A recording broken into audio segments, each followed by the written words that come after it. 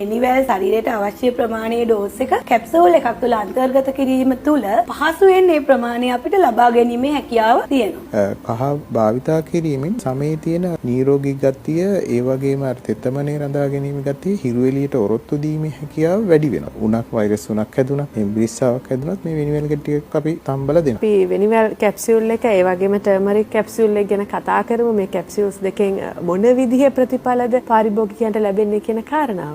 අපි දන්නවා අතීතයේ ඉඳලම වෙනිවැල් කහ වගේ දේවල් අපේ රුවාලංකරණයට යොදාගත්ත දේශීය ආයුර්වේද අමුද්‍රව්‍ය. ඇඟේ තෙහෙට්ටුව යන්න වෙනිවැල් ගැට තම්බලා බොන්න කියනවා. ඔය වගේ ආයුර්වේදීය ගුණාත්මකභාවය රැඳෙනවා කියන එක අතීත කාලයේ සිටම අපි පිළිගන්න දෙයක්. ඉතින් රුවාලංකරණයේදී හැම පැහැය විශේෂයෙන් ඒකාකාරී රන්වන් පැහැයකට හරවන්න මේ කියන වෙනිවැල් කහ කියන දෙකම ප්‍රබල දායකත්වයක් ලැබෙන මුළු ශරීරයේ සමස්ත ශරීරයේම ඒකාකාරී පැහැයකට හරවන. එතන වෙනිවැල් කැප්සූල් එක ගත්තොත් අපේ වෙනිවැල් කහ විටමින් C කියන සංඝටක තුනම අන්තර්ගත කරලා තියෙනවා. වෙනිවැල් සාමාන්‍යයෙන් භාවිතයේදී අපහසුයි භාවිතා කරන්න තිත්තයි. තිත්ත රසය අධිකයි. වෙනිවැල් ශරීරයට අවශ්‍ය ප්‍රමාණයේ ඩෝස් එක කැප්සූල් එකක් තුළ අන්තර්ගත කිරීම තුළ පහසුවෙන් මේ ප්‍රමාණය අපිට ලබා ගැනීමේ හැකියාව තියෙනවා. ඒත් එකම කහ කියලා කියන්නේ මේ දෙකම ගත්තොත් වෙනිවැල් කහ කියන මේ දෙකම විස බීජ නැසීමේ ඉහළ ගුණයක් තියෙන ආයුර්වේද ඖෂධ. කර්කියුමින් කියන ඇන්ටිඔක්සිඩන්ට් එක තියෙනවා කහවල. ඒකට විශේෂයෙන් අපේ නිෂ්පාදන වලට අපි යොදාගන්නේ දේශීයව කාබනික පොහොර යොදලා වගා කරන ලද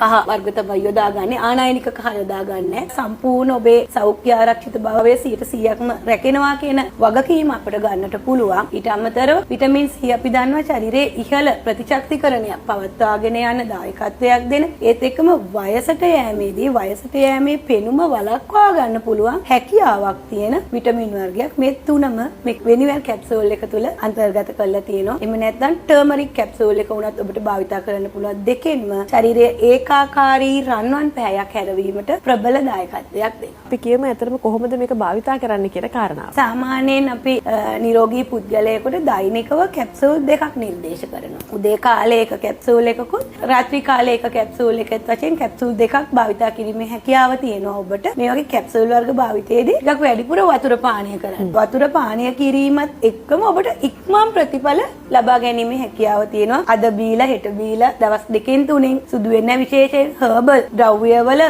ගුණාත්මකභාවය ඉස්මතු වෙන කාලයක් ගත වෙනවා. අවමය මාස 3ක්වත් උපරිමය මාස 6ක් දක්වාවත් අඛණ්ඩව පාවිච්චි කරන්න කියන උපදේශෙත් මේ වෙලාවේ මතක් කරගන්න.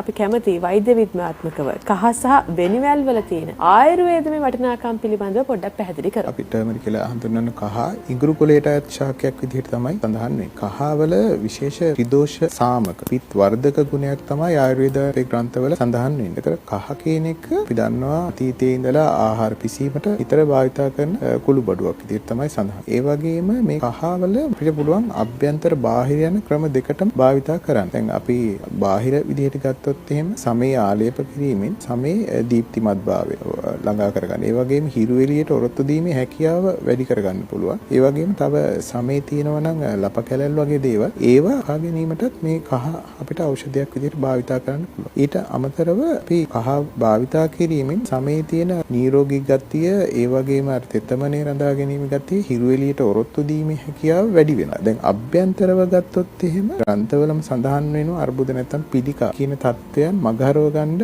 ඉතාම වැදගත් වටිනා ඖෂධයක් විදිහට කහ භාවිතා කරන්න කියලා. ඒ වගේම ආහාර ජීර්ණ ක්‍රියාවලිය ඉතාම හොඳින් මේ කහ නිසා සිදු වෙනවා. ඒකයි අපි අතීතයේ ඉඳලා කහ අපේ ආහාරවලට යොදා ගන්න. ඒ වගේම ආසාත්මිකතාවය. අපි දන්නවා සමාජයේ අද වෙනකොට ආසාත්මිකතාවයන් ඉතා බහුලයි. ඒ කියන්නේ ගොඩාක් අයට කෑමක් කෑවත් මොනහරි ආලේපනයක් ගෑවත් ඒ වගේම මොනහරි පානයක් පීවත් ආසාත්මිකතාවයන් වැඩි. සමහරට මරණයන් පවා වෙනවා. ඉතින් මේ ආසාත්මිකතාවයන් මතුවීමේ අඩු කර ගැනීමේ හැකියාවක් මේ කහවලට තියෙනවා. ඊට අමතරව පිළිකා ඇතිවීම, පිළිකා සෛල වර්ධනය වීමේ හැකියාව මේ කහ නිසා ඇති වෙනවා. ඇන්ටිඔක්සිඩන්ට් ගුණ තියෙනවා. ඒ කියන්නේ අපි දන්නවා මේ වයසට යාම වේගවත් කරන්නේ මේ මුක්ත කණ්ඩකවල. ඉතින් මේ මුක්ත කණ්ඩ තිබීම වළක්වලා අපේ වයස පිනුම වළක්වා ගන්න කහ අභ්‍යන්තරයට ගැනීම ඉතාම වැදගත්. ඊළඟට වෙනිවැල් ගැන කතා කරොත් එහෙම අපේ ආයුර්වේදයේ තියෙන ඉතා වටිනා ඖෂධයක්. ඉතින් අපි දන්නවා පහුගිය කාලේ කොරෝනා වගේ වෛරස් රෝග පැතිරෙනකොට මේ වෙනිවැල් අධිකව භාවිතා වුණා. අපේ සමහර ఔෂධ වර්ගවල එක